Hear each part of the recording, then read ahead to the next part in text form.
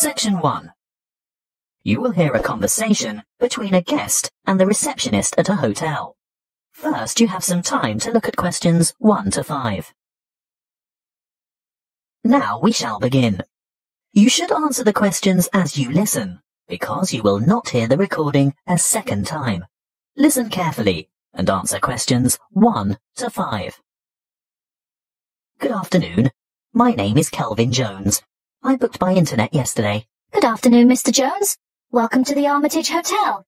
Can you spell your first name for me, please? Certainly. Kelvin. Thank you. Do you have your booking number? Or perhaps you printed out your confirmation? Yes, of course. I don't have the printout, but I did remember to note down the number. It's OOL238142. Thanks. OOL2381420. Oh, I see you've stayed with us before. Yes, on several occasions. And do you still have the same vehicle registration number? HQW5919? Well, no. This time I have the company car. And what is the registration number? Oh dear, I can't remember. Hang on a minute. Here it is on the keyring. HUV3331. Thanks. HUV3331. Now, today is the 21st of May, and I see you've booked a deluxe room on the 5th floor, room 501. Really? I booked a deluxe room? I usually only ever have a standard double room. It's the off-season, Mr. Jones, and we've upgraded you. How nice. And what does the deluxe room have? Is it as good as a suite? Almost. It has all the usual, plus a spa bath, fully stocked bath fridge, a king-size bed, and a balcony. Is there a view from the balcony? Yes.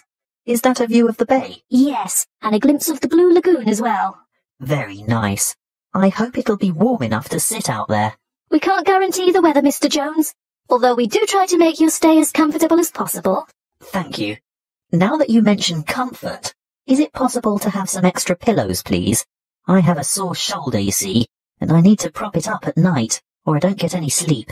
Well, you'll find pillows on the bed, of course, and we can send up a couple more later. Well, I'd appreciate that. One more thing. You paid by credit card over the internet. Can I see your credit card, please? Oh, of course.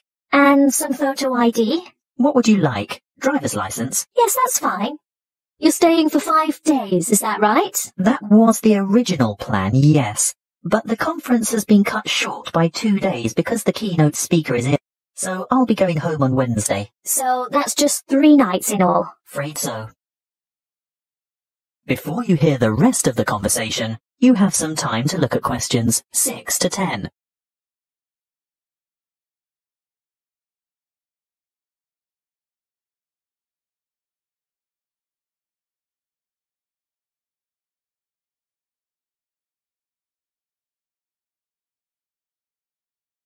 Now listen and answer questions 6 to 10. Is there anything else I can help you with? Actually, there is. The conference is in a building called Chancery Chambers, but I don't have any idea how to get there. Oh, that's the funny-shaped building on the corner of King and Richard Streets. It's quite straightforward, really, and only a few minutes' walk. Look, I'll show you on this map. Good. A map. I like to follow a map if possible. Right, well, step out the front entrance of the hotel, and you're on Hop Street.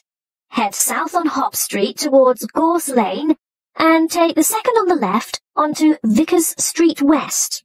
Go all the way down the hill past the Mexican Cafe on your left, the Rebel Hostel on your right, and the big church on the corner of Allen Street. Oh, I think I know the one.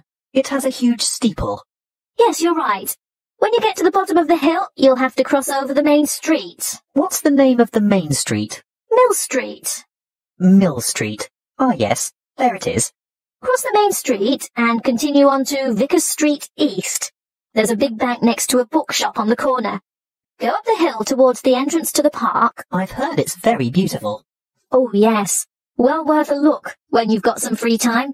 Anyway, don't go in the park. Turn left into Kitchen Street. You'll walk past Bowen's Bistro. Actually, probably the best place to get a good lunch at a reasonable price. After Bowen's, take the second left into Baker's Lane. It's a very short street. Then take the first on your left onto King Street, and you should see the Art Deco Chancery Chambers building a bit further along on the corner of Richard Street. Oh, thank you for that. I'm most grateful. That is the end of section 1. You now have half a minute to check your answers.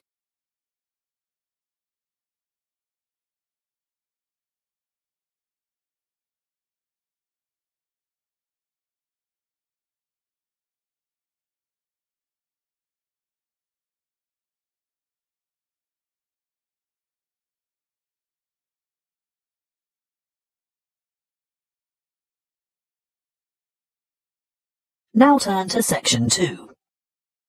Section 2. You will hear a recorded message by an employee of an investment society giving information about savings and investment options. First, you have some time to look at questions 11 to 13.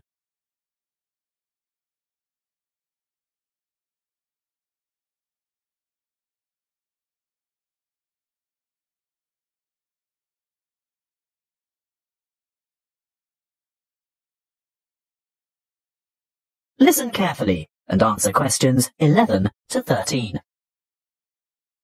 Welcome to the information line of the State Investment Society.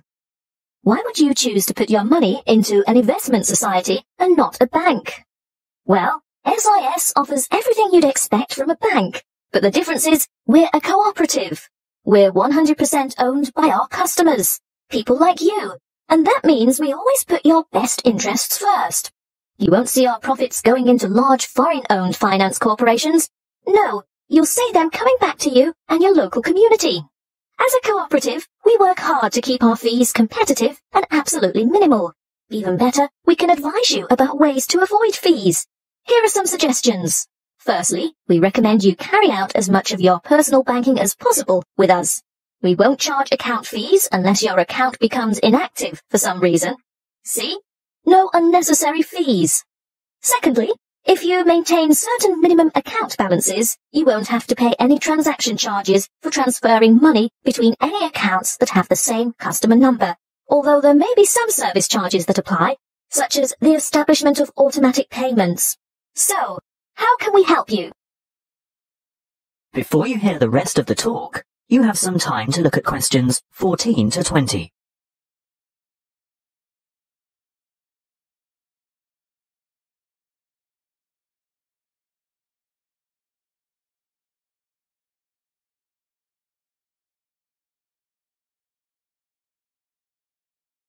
Now listen and answer questions 14 to 20. Let's look first at savings options. We can give you 3 options. Our internet account earns you interest from your very first dollar deposited. You don't have to maintain a minimum balance, and you earn a good interest rate from the start. Interest calculated daily and paid into your account monthly. You always have immediate access to your money by using the internet, text or telephone banking. What's more, there are no account or transaction fees. With our Stair Saver scheme, the more you save, the higher interest you earn. Again, there's no minimum balance, but as your balance grows, you'll earn higher interest rates. There are 3 interest tiers, or steps, plus bonus interest. Interest is calculated daily and paid monthly. Now, what about access to your money? You are free to make as many withdrawals as you like, but if you restrict them to 1 a month, and your balance increases over that month, then you'll earn that bonus interest. With our simple saver scheme, access is available anytime, and we don't impose penalties for withdrawals. This scheme has 1 interest rate, no minimum balance, and interest is calculated daily and paid annually at the end of the financial year, the 30th of June. So, you can see that savings accounts are ideal if you're starting from scratch. Do you know, you can open a savings account with as little as $10. They're usually the best choice for short-term financial goals. For the longer term, we recommend some kind of investment account.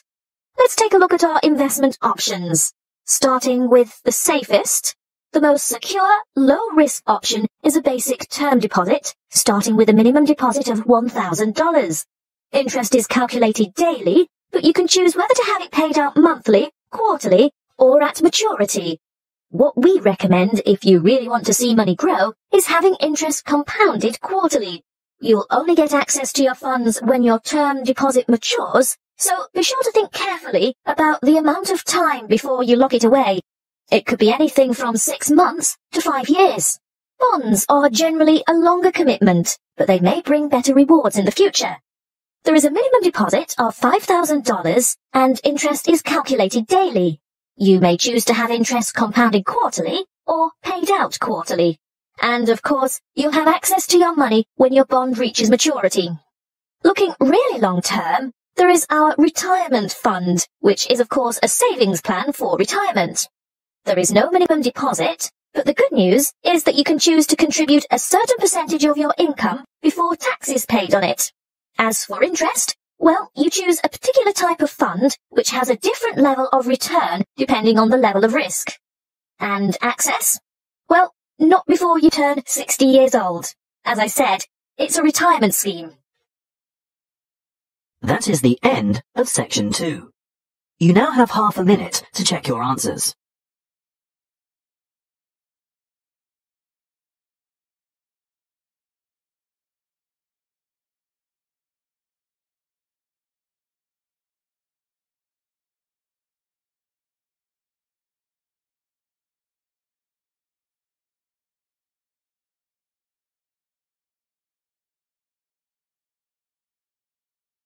Now turn to section 3.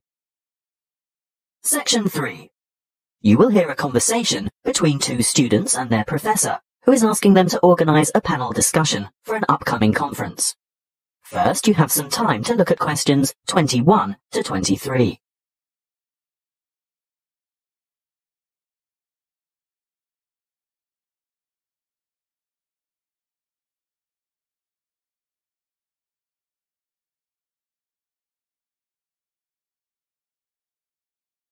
Listen carefully and answer questions 21 to 23.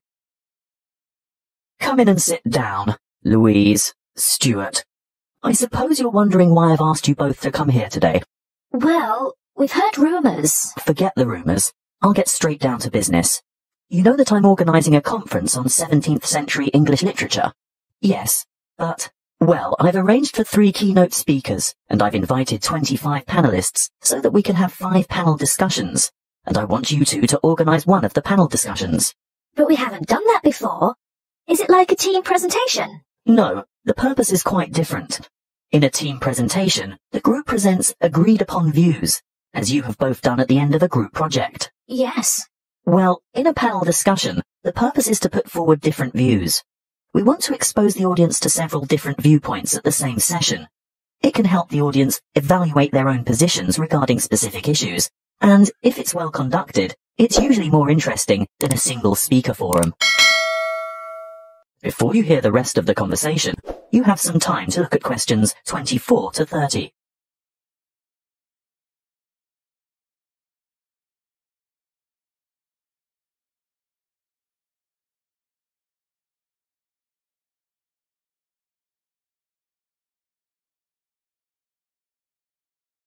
Now listen and answer questions 24 to 30. And what exactly do we have to do? Well, you'll take the role of leader or moderator and assistant. Is that like the role of chairman? Yes, that's it. Sounds daunting. Not at all. I've already done a great deal of the preparation myself. Let me run through the procedure with you. I've singled out an issue that will entail quite some conflict of opinion. I've selected panellists who are well informed and will probably have contradictory points of view. That's very important, you know. Actually, I feel a bit nervous. How many panellists will there be? Well, I've invited 5 panellists for each panel, because that's probably the maximum number that an inexperienced moderator can handle. But don't worry, I always invite more than we need, because you can be sure someone won't be able to make it, so you'll probably just end up with 4, which is a very manageable number. Oh, I see. And I've chosen a moderator. That's you, by the way. Ah, but Stuart will help, right? Yes, I'll get onto timekeeping and whatnot shortly. That's where an assistant is indispensable. But what procedure do we follow to conduct the panel discussion? Don't worry, I was just about to say, I've also settled on the format. What is it? There are various formats that can be followed, but I've always found this one to be very effective. Yes, okay. Make some notes on these guidelines as I run through them, and ask me questions about anything you don't understand. We're ready? Firstly, the moderator introduces the topic and the panelists. But we don't know who the panelists are. Don't worry, I've prepared a short biographical introduction for each one of them, and I'll give you that information tomorrow. Oh, good. Next, the panelists are given a set amount of time to present their views on the topic. I'd say about 2 minutes each should be sufficient. Now, this is where Stuart's timekeeping is going to be important. You have to keep to the schedule all the way through, because the lecture room has only been booked for an hour. How do I indicate when the time is up? You stand off to one side of the panel, either with your back to the audience or hidden from the audience, but in full view of the panel and moderator. You have a digital clock or timer, and you hold up the appropriate number of fingers to give the number of minutes. When the time is up, you make a cutting gesture with your hand. But what if the panelists keep talking? Then that's your job to politely intervene and move on to the next segment, which is the discussion itself. Panelists discuss, ask questions, and react to the opinions of other panel members. This, of course, is their primary function, and should occupy about 60% of the allotted time. Stuart will watch the time, right? Yes, because you'll be making brief notes. Why? Well, when the time's up, the moderator shuts down the debate and provides a summary of the discussion. Oh, and then it's over? Well, no. The secondary function of the panel is to answer questions from the audience, and that should take up the remaining 15 to 20 minutes. It's the leader's role to recognise appropriate questions and reject those not related to the subject. During the question period, you must maintain strict control, and this will most likely be the toughest part of the whole job. Oh dear. Stuart will of course help you here by ensuring that as many people as possible have a chance to ask their questions, and that no one member of the audience tries to dominate. With about 5 minutes to go, he'll announce that there's time for only a couple more questions, then announce, last question. And then it's over? Not quite. You still have to acknowledge the involvement of the panelists, and invite the audience to thank them with a round of applause. Should I clap too? Yes, you should both take part in the applause. That is the end of section 3. You now have half a minute to check your answers.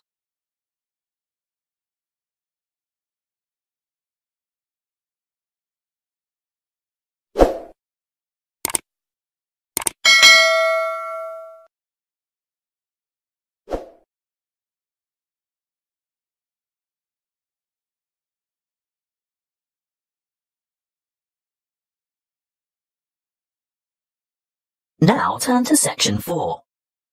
Section 4. You will hear a talk on hydroelectric power. First, you have some time to look at questions 31 to 40.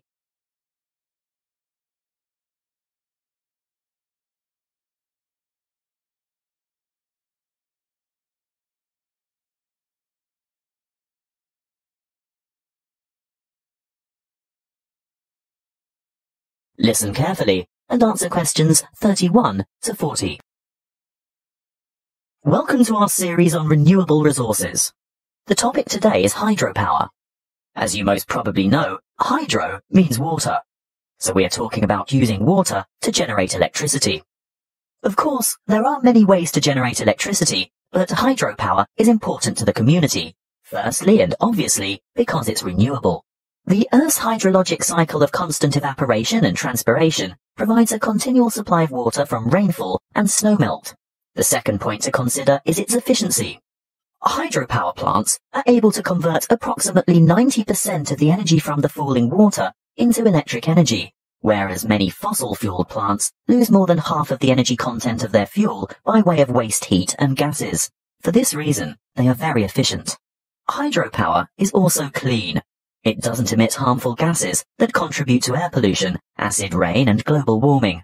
No trucks, trains, or pipelines are needed to bring fuel to the site, and there's no noise pollution either. Furthermore, hydropower plant machinery is fairly simple and runs at slow speeds, which makes it reliable and durable. And hydropower units are flexible also. They have the ability to start quickly and adjust rapidly to changes in demand for electricity, thus enabling them to meet peak loads.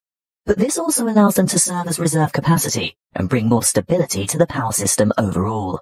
The dams that provide hydroelectric power also have other uses, such as navigation, flood damage reduction, water supply, recreation, irrigation, and low-flow augmentation, but it's not the purpose of this talk to go into those details. How do the hydropower plants work? Well, a dam is built across a river, which captures water to form a reservoir and raises the water level to create head. Think of head as the vertical distance that the water falls as it passes through the dam. In other words, the difference in water level between the reservoir behind the dam and the river below. Water from the reservoir flows through an intake gate into a penstock. This is a kind of narrow channel which leads to the turbine below. The force of the water causes the turbine to rotate rapidly, which in turn drives the generator to spin and produce electricity. The electricity is carried the long distances from the powerhouse to substations on the outskirts of cities via power lines. Can you build a hydropower unit on any river? Well, no. Just having water in a river isn't enough. A good dam site must have enough stream flow as well as enough head. A fast-flowing river on the plains is probably not suitable because a dam couldn't be built high enough to provide the head needed for efficient production of electricity. On the other hand, dams in arid high country may have plenty of head but insufficient stream flow. The perfect spot for a hydropower plant is where the right combination of stream flow and head exists. What about the environment? Surely the construction of large dams has an environmental impact. Well, yes it does. Certainly dams and reservoirs are built to improve the lives of people living in towns, farming communities and cities. But there must be a balance between development and preserving the natural environment. Needless to say, the natural river environment is changed, which leads to changes in river ecology and aquatic habitat. Sometimes, for example, dissolved oxygen levels below dams get so low in summer that there is a negative impact on aquatic life. These levels can be improved, however, by using special aerating turbines and/or injecting oxygen directly into the stream flow. In order to protect and improve the habitat for endangered and other species of birds, fish and water life, there needs to be a thorough review of operating plans to see if a better balance can be achieved. Hydropower plant design and operation must not only meet the needs of consumers for electricity, but work hand in hand with agencies whose concern is for the fish and wildlife, water quality and water supply. That is the end of section 4. You now have half a minute to check your answers.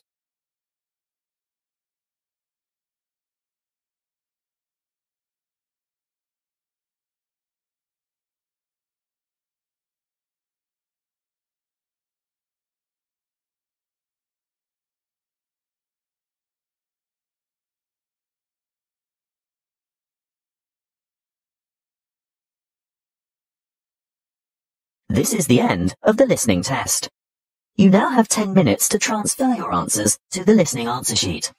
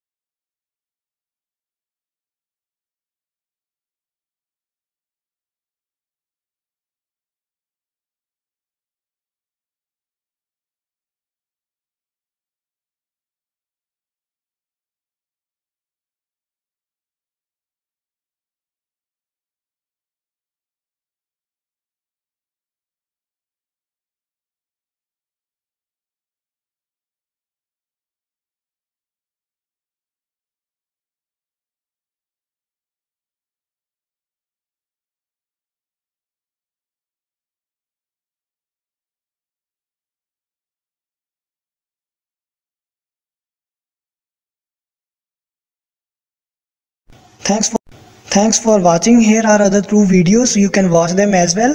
And if you haven't yet subscribed my channel, please subscribe it and hit the bell icon for my upcoming videos, and share these all videos among your friends.